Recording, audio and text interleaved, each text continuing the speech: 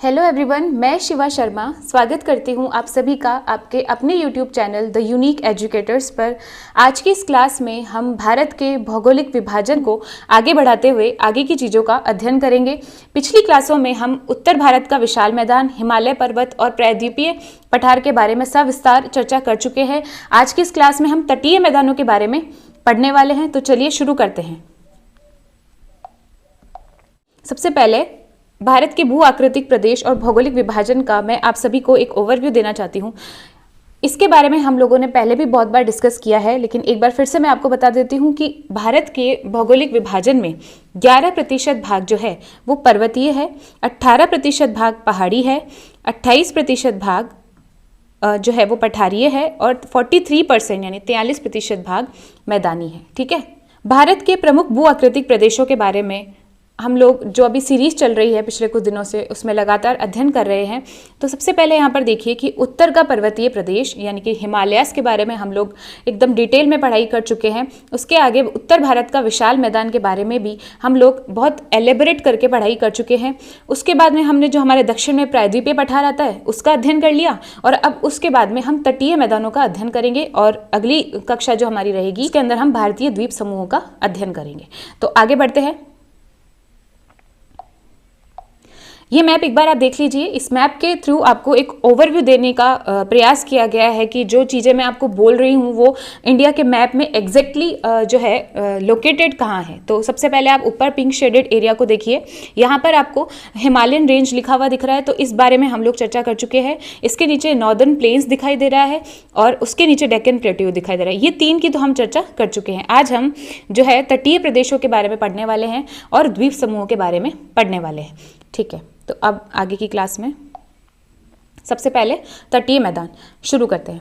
तो यहाँ पर मैं आपको ये बताना चाहती हूँ कि इंडिया जो है, इंडिया हमारा एक प्रायद्वीप है, यानी कि तीन ओर से पानी से घिरा हुआ क्षेत्र है। जो इंडिया का जो मेन लैंड है, अगर हम उसको एक बार ढंग से ऑब्जर्व करेंगे तो क्या देखेंगे कि नीचे से वो तीन तरफ से वाटर बॉडी से घिरा हुआ है, इसीलिए उसे प्रायद्वीप भी कहते हैं।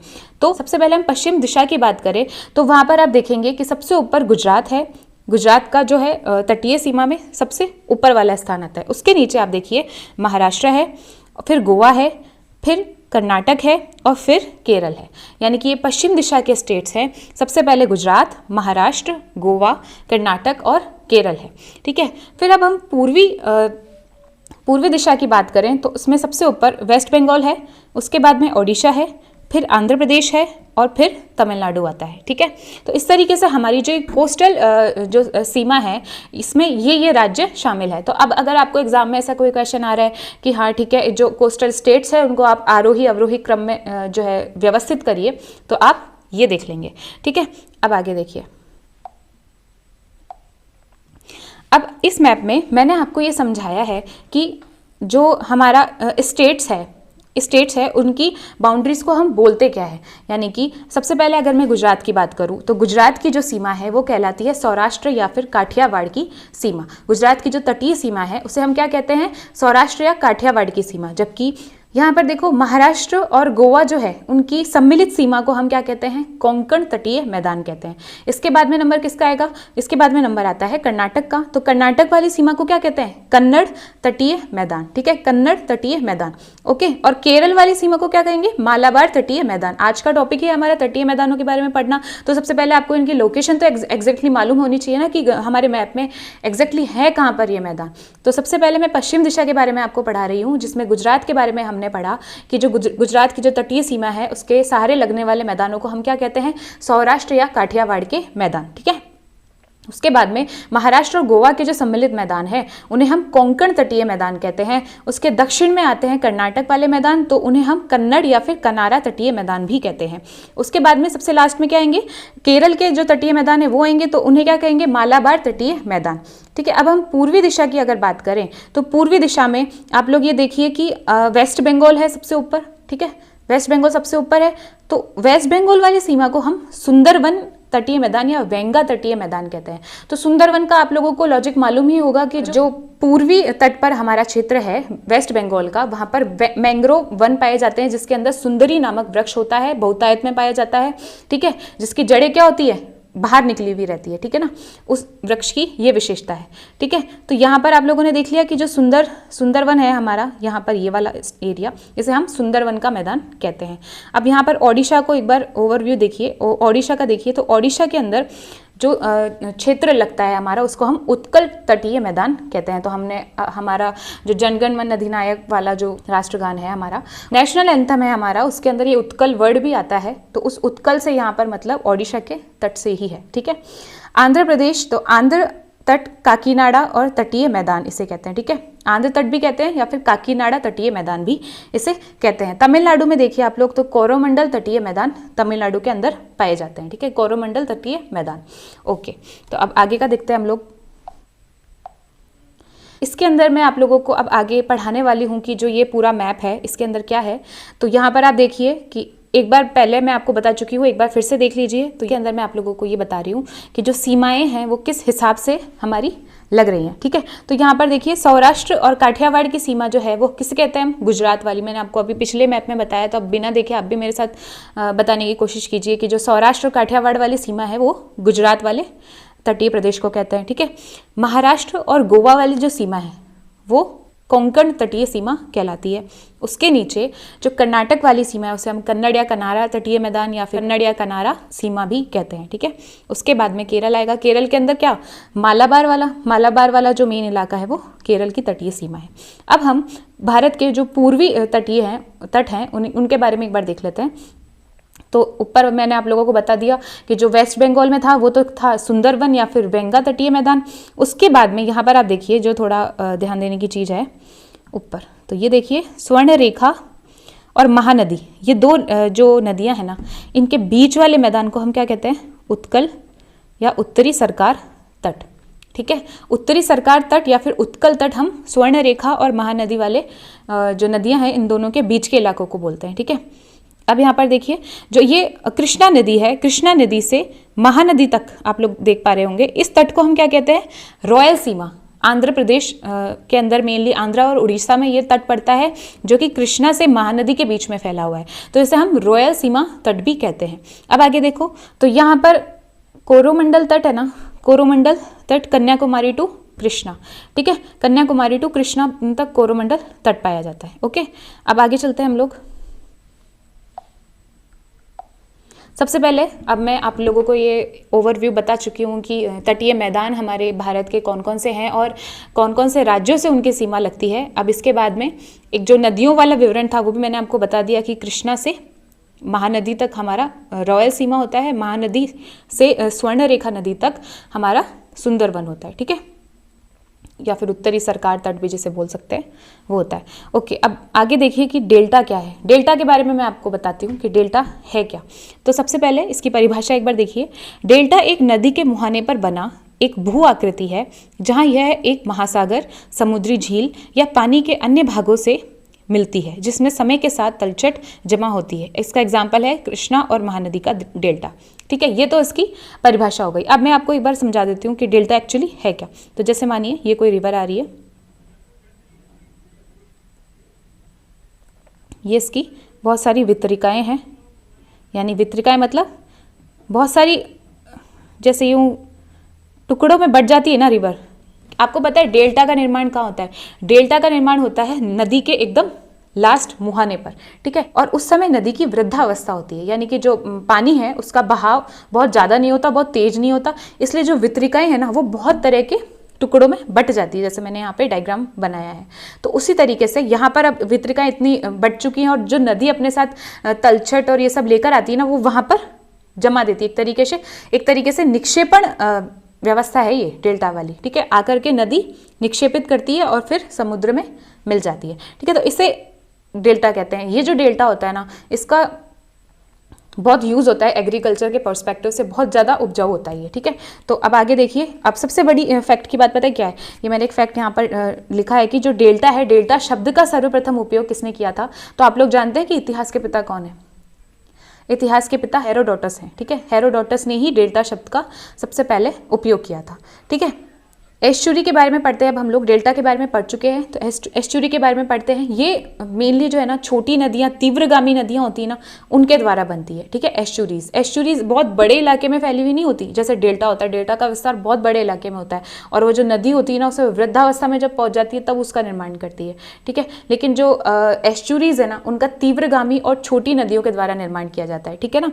तो इसकी एक बार डेफिनेशन आप लोग देखिए। मुहाना पानी का एक आंशिक रूप से घिरा हुआ तटीय निकाय है, यानी कि पानी से घिरा हुआ एक तटीय निकाय है जहां नदी धारा का मीठा पानी समुद्र के खारे पानी के साथ मिल जाता है। यानी कि जो नदी का जो मीठा पानी है वो समुद्र के खारे पानी में मिल जाएगा, और इस मिलकर के एक ऐसा एटमॉस्फेयर बनाएगा, वी कैन से कि एक ऐसा एक्वेटिक रीजन बनाएगा जिसको हम एस्चुरी कहते हैं, ठीक है। छोटी व तीव्रगामी नदियां होती है, पट्टीनुमा स्थलाकृति वहां पर बन जाती है, ठीक है। तो अब आगे चलते हैं हम लोग, ठीक है। तो आगे देखिए आप लोग, द्वीप समूह के बारे में हम लोग पढ़ते हैं कि द्वीप समूह क्या है। तो तटीय मैदानों के बारे में मैंने आपको बता दिया है अच्छी तरीके से, ठीक है। अब इसके बाद में हम द्वीप समूहों की चर्चा करते हैं। तो द्वीप समूह में देखिए हमारा जो भारत है ना उसका मैप है ना, उसके अंदर आप देखिए जो पश्चिम दिशा है, जो हमारा वेस्ट वाला साइड है इंडिया का, उसके अंदर देखिए आप लोग अरब सागर के अंदर कौन से द्वीप समूह पाए जाते हैं? लक्षद्वीप समूह पाए जाते हैं, ठीक है। जबकि जो पूर्वी दिशा है उसमें बंगाल की खाड़ी के अंदर हमारे पास अंडमान और निकोबार द्वीप समूह पाए जाते हैं, ठीक है। तो अब आप लोगों को सबसे पहले तो ये बताती हूँ कि द्वीप समूह होते क्या है। तो उनके बारे में देखिए, सामान्य परिचय इनका ऐसा है कि ऐसे स्थलखंड जो चारों ओर से जल से घिरे हुए हैं। एक द्वीप क्या होगा? आइलैंड आप किसको बोलेंगे? आइलैंड वह इलाका है जो कि एक ऐसा स्थलखंड है जो कि चारों ओर से जलीय क्षेत्र से घिरा हुआ होता है। जैसे महासागर, सागर, झील, नदी आदि, इन्हें द्वीप कहते हैं। यानी कि जैसे मान लीजिए अगर लक्षद्वीप भी हैं तो आप देखिए उसके चारों तरफ पानी फैला हुआ है। अगर बंगाल की खाड़ी में मैं बात करूं तो वहाँ पे अंडमान निकोबार द्वीप हैं, तो उनके अंदर भी चारों तरफ पानी फैला हुआ है, ठीक है। तो अब आगे देखते हैं। भारत में लगभग 250 द्वीप हैं। कितने द्वीप हैं? 250 द्वीप हैं, जिनमें से 204 तो बंगाल की खाड़ी में है, ठीक है। इधर इस तरफ 204 तो यहाँ बंगाल की खाड़ी में है, और 46 जो द्वीप हैं वो कहाँ हैं? अरब सागर में, ठीक है। तो अब आगे देखते हैं। भारत में द्वीप समूहों का वर्गीकरण जो है निम्नलिखित आधार पर किया गया है। अब बंगाल की खाड़ी के द्वीप समूह हो जाएंगे और अरब सागर के द्वीप समूह हो जाएंगे। इन दो आधारों पर जो है हमारे द्वीप समूहों का वर्गीकरण किया गया है। अरब सागर में हमारे लक्षद्वीप आते हैं और बंगाल की खाड़ी में अंडमान निकोबार द्वीप समूह आते हैं, ठीक है। अब जो ये अंडमान निकोबार वाले द्वीप समूह है ना, इनके बारे में आप एक बात जानते हैं, इनकी उत्पत्ति कैसे हुई है? ज्वालामुखी के उद्भेदन से, ठीक है। अरब सागर जो है उसके अंदर जो हमारे द्वीप समूह हैं जैसे लक्षद्वीप वगैरह, इनकी उत्पत्ति कैसे हुई है? मूंगा द्वारा। मूंगा मतलब कोरल रीफ्स, जो कोरल चट्टानें होती है, जो कोरल की जो बनी हुई चट्टानें होती है, उनके थ्रू ये जो द्वीप है इनका विकास हुआ है, ठीक है। अब आगे देखते हैं। अब सबसे पहले चर्चा कर लेते हैं हम लोग अंडमान और निकोबार द्वीप समूह के बारे में। तो मैं आप लोगों को एक बात बताऊं, जो बंगाल की खाड़ी है ना उसके अंदर कोको आइलैंड्स पाए जाते हैं। जो कोको आइलैंड्स है वो किसका पार्ट है? म्यांमार कंट्री का पार्ट है। कोको आइलैंड के नीचे से हमारे अंडमान निकोबार आइलैंड्स शुरू होते हैं, ठीक है। तो कोको आइलैंड और अंडमान निकोबार आइलैंड्स को अलग करने वाला जो चैनल है ना उसे क्या बोलेंगे? Coco Channel. अब देखिए यहाँ से जो है एग्जाम में क्वेश्चंस बहुत सारे पूछे जा सकते हैं, ठीक है। तो ये मैंने कोशिश करी है कि सिंपल थ्योरी की तरह पढ़ाने के बजाय डायग्राम के थ्रू आपको समझा सकूं कि जो अंडमान निकोबार का जो विस्तार है उसको हम कैसे पढ़ सकते हैं। तो कोको आइलैंड्स होते हैं। कोको आइलैंड्स किसकी टेरिटरी है? म्यांमार की टेरिटरी है। कोको आइलैंड्स और अंडमान निकोबार को अलग करने वाला जो चैनल है वो कौन सा है? कोको चैनल है, ठीक है। तो अब यहाँ पर आप सबसे पहले देखिए, ये है ऊपर नॉर्थ अंडमान, ठीक है। सबसे पहले अंडमान निकोबार जब हम पढ़ते हैं ना तो सबसे ऊपर उसमें जो द्वीप्स आते हैं ना, ऐसे यूं यूं टुकड़ों में होते हैं, हम देखते हैं मैप में टुकड़ों में यूं बटे हुए होते हैं। तो सबसे ऊपर वाले द्वीप्स को हम क्या कहते हैं? नॉर्थ अंडमान। तो नॉर्थ अंडमान में सबसे पहले आप देखिए कि यहाँ पर जो फेमस एक तट है ना वो कौन सा है? डिगलीपुर, ठीक है। ये रहा डिगलीपुर, ओके। और इसके नीचे सैडल पीक्स नाम की यहाँ पर एक ऊंची चोटी है। कितनी इसकी ऊंचाई है? 732 मीटर, ठीक है ना। अब यहाँ पर देखिए, यहाँ पर एक केपलोंग नदी भी बहती है, ठीक है। केपलोंग रिवर यहाँ पर बहती है। अब क्वेश्चन एग्जाम में पूछा जा सकता है कि जो केपलोंग रिवर है वो कहाँ बहती है? ऑप्शन में दे देंगे लक्षद्वीप में, नॉर्थ अंडमान, साउथ अंडमान या फिर निकोबार। तो आपको ये मालूम होना चाहिए कि जो केपलोंग रिवर है ना वो कहाँ बह रही है? नॉर्थ अंडमान में, ठीक है। अब यहाँ पर देखिए, जो अंडमान का सबसे छोटा द्वीप है ना वो कौन सा है? लैंडफॉल आइलैंड, ठीक है, लैंडफॉल आइलैंड है। यहाँ पर बिल्कुल भी जनसंख्या निवास नहीं करती है, ठीक है। तो अब नॉर्थ अंडमान के बारे में तो मैंने आपको ढंग से बता दिया है। अब नीचे देखते हैं हम लोग मिडिल अंडमान के बारे में एक बार। तो मिडिल अंडमान में आप लोग देखिए एरिया वाइज जो है ना, यहाँ पे ये सबसे बड़ा द्वीप है, ठीक है। नॉर्थ अंडमान, मिडिल अंडमान और उसके बाद में साउथ अंडमान आता है। तो उन तीनों में एरिया वाइज सबसे बड़ा द्वीप कौन सा है? हमारा मिडिल अंडमान, ठीक है। यहाँ पर एक पर्वत चोटी है जो कौन सी है? माउंट डियारो, जो यहाँ की सबसे ऊंची चोटी है, माउंट डियारो, जो 515 मीटर की ऊंचाई पर है, ठीक है।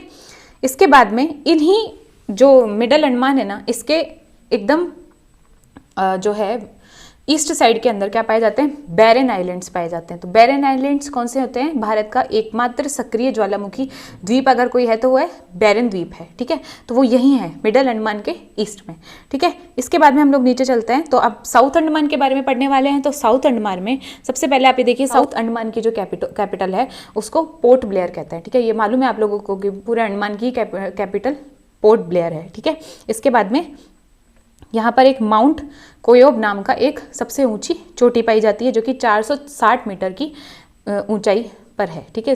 इसके बाद में आप देखिए, आप यहाँ पर एक बार देखेंगे कि जो लिटिल अंडमान है, साउथ अंडमान के दक्षिण में लिटिल अंडमान है। अब यहाँ पर ये चीज़ ध्यान रखने की है कि लिटिल अंडमान और साउथ अंडमान को अलग कौन कर रहा है, यानी कि ये देखिए डंकन पैसेज जो है ये साउथ अंडमान और लिटिल अंडमान इन दोनों को अलग करता है, ठीक है। उसके बाद में आप लोग देखिए यहाँ से लिटिल अंडमान और ये कार निकोबार, इन दोनों को अलग कौन कर रहा है? 10 डिग्री चैनल।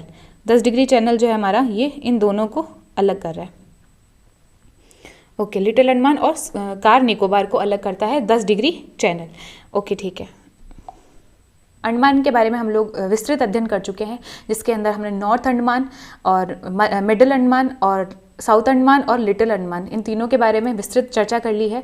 अब आगे हम निकोबार द्वीप समूह के बारे में पढ़ रहे हैं, उन्हें आप एक बार देख लीजिए। तो सबसे पहली बात तो यही ध्यान रखने की है कि जहाँ से निकोबार द्वीप शुरू हो रहे हैं और जो ऊपर हमारा लिटिल अंडमान था, उन दोनों को अलग करने वाले चैनल को हम 10 डिग्री चैनल कहते हैं, ठीक है।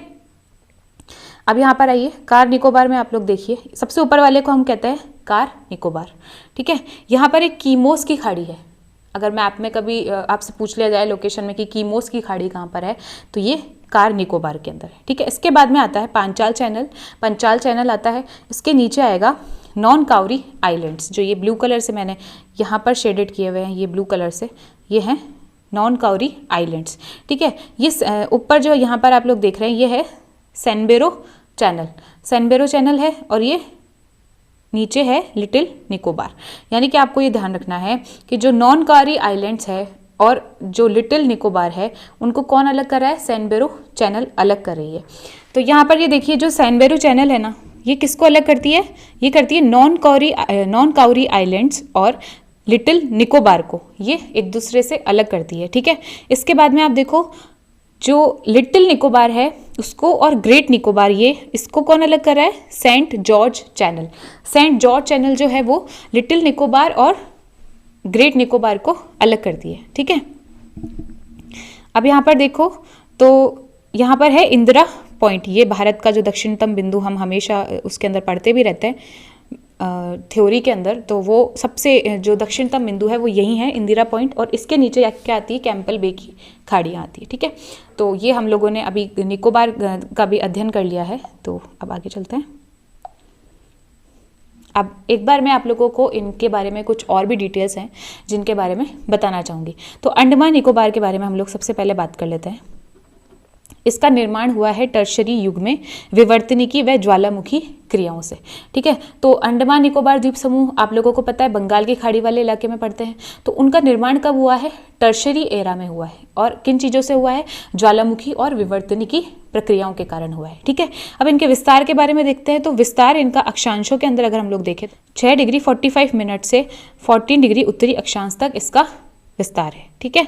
ओके, आगे देखिए, द्वीप समूह यहाँ पर कौन कौन से हैं? अंडमान समूह मैंने आप लोगों को बता दिया, north Andaman, middle Andaman, south Andaman और लिटिल अंडमान, इनके बारे में आपको बता दिया। इसके बाद में हमने निकोबार द्वीप समूह का भी अभी सविस्तार अध्ययन कर लिया है।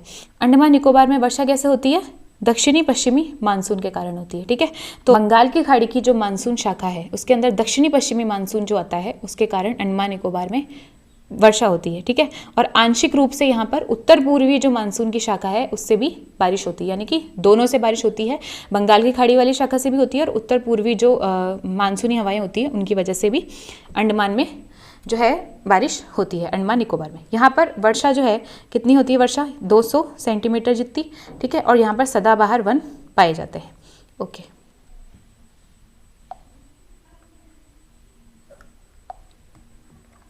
अब यहाँ पर आप चोटी देखिए एक बार। तो सैंडल पीक के बारे में मैंने आपको बताया था, सैंडल पीक के बारे में पढ़ा था हम लोगों ने। फिर नारकोडम और बैरन यहाँ की प्रमुख चोटियाँ हैं, ठीक है। महत्व देखिए तो अंडमान का क्यों अंडमान का क्या इंपॉर्टेंस है हमारे लिए, तो यहाँ पर सबसे बड़ी बात तो यह है कि मछुआरों का जो है आजीविका यहाँ से मछली पकड़ने से ही चलती है, ठीक है। तो मछली पकड़ने के लिए इसका इंपॉर्टेंस हो गया, ठीक है। सदाबहार वन पाए जाते हैं, तो वनों से बहुत सारी जो है हमें हमारी ज़रूरत की चीज़ें मिल जाती हैं, ठीक है। पर्यटन टूरिज्म स्पॉट है, ओके। और नेशनल पार्क्स है, यहाँ पर जैव आरक्षित क्षेत्र है, क्योंकि वो जो इलाका है वो मेनली बहुत हमारे इंडिया का जो मेनलैंड है उससे बहुत दूर पड़ता है, इसलिए वहाँ की जनसंख्या वगैरह सब कुछ कम है, इसलिए वहाँ पर जैव आरक्षित क्षेत्र जो हैं भरपूर मात्रा में है, ठीक है। अब यहाँ पर एक चैलेंजेस भी देख लीजिए कि आप जो अंडमान निकोबार द्वीप समूह उसके सामने अभी वर्तमान में कौन कौन से चैलेंजेस है। तो सबसे पहले तो ये देखेंगे कि जो ग्लोबल वार्मिंग हो रही है, वैश्विक तापमान में वृद्धि हो रही है ना, उससे क्या हो रहा है कि द्वीपों के अस्तित्व को खतरा हो रहा है, क्योंकि जैसे जैसे तापमान बढ़ेगा वैसे वैसे ग्लेशियर्स पिघलेंगे, और ग्लेशियर्स पिघलेंगे तो समुद्री जल स्तर ऊपर उठेगा, और अगर समुद्र का जल स्तर ऊपर उठेगा तो हमारे जो ये द्वीप हैं या जो तटीय क्षेत्र हैं वो पानी में जलमग्न हो जाएंगे। प्राकृतिक आपदाएं हैं यहाँ का मेजर कंसर्न एक, ठीक है। और पर्यटकों के द्वारा स्थानीय लोगों का शोषण किया जाना, यानी कि वहाँ पर अधिकतर जो लोग हैं ना वो ट्राइबल्स वाले हैं, हमारे मेनलैंड के लोगों से बिल्कुल ताल्लुक नहीं रखते, वो लोग एकदम अलग, उनका संस्कृति कल्चर सब कुछ अलग होता है। तो जो हमारे जो लोग हैं पर्यटक वगैरह हैं उनके द्वारा उनका शोषण किया जाना भी वहाँ का एक मेन कंसर्न है, ठीक है। जनजातियाँ देखो तो जनजातियाँ यहाँ पे कौन कौन सी पाई जाती है, ऑर्जेंस, ओगे, अंडमानी निग्रो, सेंटिनल और निकोबारी और शोपेन, ये यहाँ पर इस तरह की नाम वाली जनजातियाँ पाई जाती है। अब आगे चलते हैं, लक्षद्वीप के बारे में पढ़ते हैं हम लोग। तो लक्षद्वीप के बारे में अब देखिए, इसका निर्माण मैंने जैसे कि आपको पहले भी बताया था कि अंडमान जो द्वीप समूह है उनका निर्माण ज्वालामुखी और विवर्तनी की प्रक्रियाओं के द्वारा हुआ है, जबकि जो हमारा लक्षद्वीप है ना उसका निर्माण जो है मूंगे या प्रवालों की जो संरचना होती है उनके द्वारा हुआ है। एक जूजेंथिल जो जीव होता है उसके द्वारा बहुत सारे कोरल रीफ्स की मदद से एक द्वीप जैसी संरचना बना ली जाती है, उन्हीं के द्वारा हमारे लक्षद्वीप का निर्माण हुआ है, ठीक है। अब देखते हैं, विस्तार देख लेते हैं हम लोग इसका। तो अरब सागर में 8 degree north to 11 degree north के मध्य इनका विस्तार है। वर्षा होती है यहाँ पे 200 सेंटीमीटर। वन यहाँ पर सदाबहार टाइप के वन पाए जाते हैं। मछली पकड़ना और नारियल बेचना यहाँ का प्रमुख पेशा है, ठीक है। चैनल देख लेते हैं, तो 8 डिग्री चैनल और 9 डिग्री जो चैनल है यहाँ पर लक्षद्वीप के मेन चैनल्स है, ठीक है। महत्व देखिए तो इंपॉर्टेंस क्या है लक्षद्वीप का, एक बार देख लीजिए। प्रवाल भित्ति के कारण यहाँ पर जैव विविधता बहुत ज़्यादा पाई जाती है, क्योंकि हमारा जो मराइन सिस्टम होता है, हमारा जो समुद्री पारिस्थितिकी तंत्र होता है, उसके अंदर प्रवाल भित्तियों की बहुत ज़्यादा इंपॉर्टेंस है। इसीलिए प्रवाल भित्तियाँ यहाँ पर होने के कारण जैव विविधता बहुत अधिक है, ठीक है। वनों व समुद्री जीवन की अधिकता होने से इसे सागर का वर्षा वन भी कहते हैं, ठीक है। यहाँ पर क्या है, वन और वनस्पतियाँ बहुत ज़्यादा है, इसलिए यहाँ पर इसे सागर के बीचों बीच है, तो सागर का वर्षा वन इसे कहते हैं। आगे चलते हैं। अब यहाँ पर देखिए, लक्षद्वीप का एकमात्र एयरपोर्ट है, कौन सा है, आगा 3। अभी लक्षद्वीप बहुत चर्चा में भी है, क्योंकि प्रधानमंत्री नरेंद्र मोदी के वहाँ जाके आने की वजह से लोगों ने इसे मालदीव का सब्स्टिट्यूट माना है कि हमारे जो इंडियन जो टूरिस्ट होते हैं वो क्यों किसी दूसरे देश में जाकर के, जो कि हमारे लिए जो उसके विचार भी हैं वो भी एंटी इंडियन है, तो ऐसे देश को जाकर के क्यों हम लोग, हमारे टूरिस्ट वहाँ जाकर के क्यों उनकी अर्थव्यवस्था को बढ़ावा दे रहे हैं। इससे अच्छा, मतलब मालदीव से अच्छा, सुंदर और बहुत ज़्यादा अट्रैक्टिव प्लेस तो हमारे पास भी है, हमारा लक्षद्वीप है ना। तो अब ये चर्चा में भी बना हुआ है, तो यहाँ से क्वेश्चन आ सकता है, तो इसके फैक्ट्स को आप एक बार थोड़ा ढंग से पढ़ना। आगा 3 यहाँ का एकमात्र एयरपोर्ट है। पिट्टी नाम का यहाँ पर एक पक्षी अभ्यारण्य है। 94% जनसंख्या यहाँ की मुस्लिम सुन्नी है, ठीक है। दक्षिणी द्वीप यहाँ का सबसे ज़्यादा जो दक्षिणी द्वीप है वो कौन सा है, मिनिकॉय।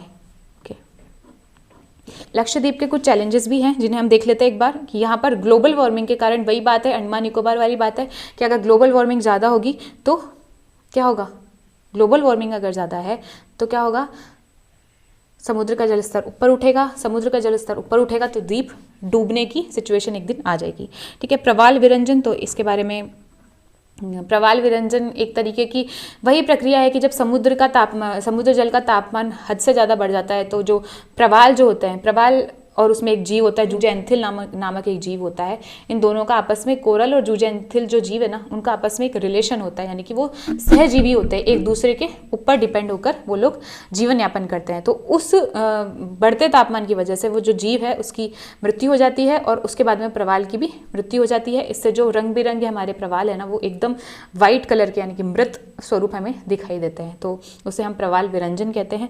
पीने के पानी की कमी है यहाँ पर, तो एक थर्ड पॉइंट यहाँ पर ये भी है, पीने के पानी की कमी है। आज की इस क्लास में हमने अंडमान निकोबार और लक्षद्वीप समूहों के बारे में और भारत के तटीय मैदानों के बारे में विस्तार से अध्ययन किया है। आई होप आपके कॉन्सेप्ट्स क्लियर हुए होंगे और आपको ये क्लास अच्छी लगी होगी। मिलते हैं नेक्स्ट क्लास में, तब तक के लिए थैंक यू सो मच।